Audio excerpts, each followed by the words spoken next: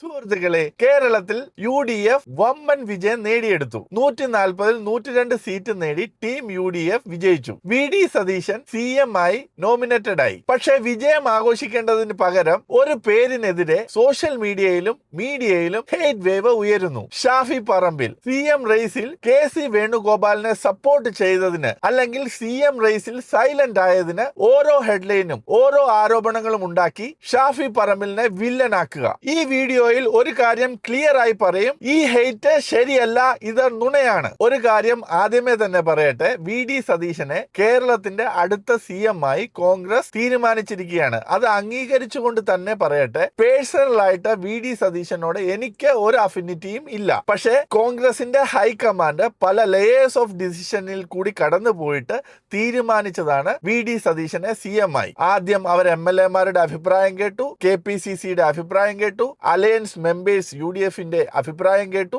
അതിനെ എല്ലാം റെസ്പെക്ട് ചെയ്യേണ്ടിയിരിക്കുന്നു. എനിക്ക് ഒരു കാര്യം ചോദിക്കാനുള്ളത്, ഈ പ്രോസസ്സിൽ, ഈ CM പ്രോസസ്സിൽ KC വേണുഗോപാലിനെ സപ്പോർട്ട് ചെയ്ത എല്ലാവരും ക്രിമിനൽസ് ആണോ അല്ലെങ്കിൽ വില്ലൻസ് ആണോ? അങ്ങനെയാണെങ്കിൽ കോൺഗ്രസിലെ 63 MLA-മാരിൽ 47-ലധികം പേരാണ് KC വേണുഗോപാലിനെ പിന്തുണച്ചത്. അങ്ങനെയാണെങ്കിൽ ഇവരെല്ലാം ക്രിമിനൽസ് അല്ലേ അല്ലെങ്കിൽ വില്ലൻസ് അല്ലേ? എന്തുകൊണ്ട് ഷാഫിനെ മാത്രം ടാർഗറ്റ് ചെയ്യുന്നു? ഷാഫി പറമ്പിൽ KC വേണുഗോപാലിനെ സപ്പോർട്ട് ചെയ്തു, അതാണ് ഉന്നയിക്കുന്ന ആരോപണം. പക്ഷെ ഒരു കാര്യം ചോദിക്കട്ടെ, ആരാണ് KC വേണുഗോപാൽ? കേരളത്തിലെ 63 ഇലക്റ്റഡ് MLA-മാരിൽ 47-ലധികം പേര് സപ്പോർട്ട് ചെയ്യുന്ന കോൺഗ്രസിന്റെ നാഷണൽ ലെവൽ ലീഡറാണ് KC വേണുഗോപാൽ. 1996-ൽ MLA ആയ ആൾ തുടർച്ചയായി 3 വട്ടം 1996, 2001, 2006 കാലഘട്ടത്തിൽ MLA ആയി. 2004-2006 കാലഘട്ടത്തിൽ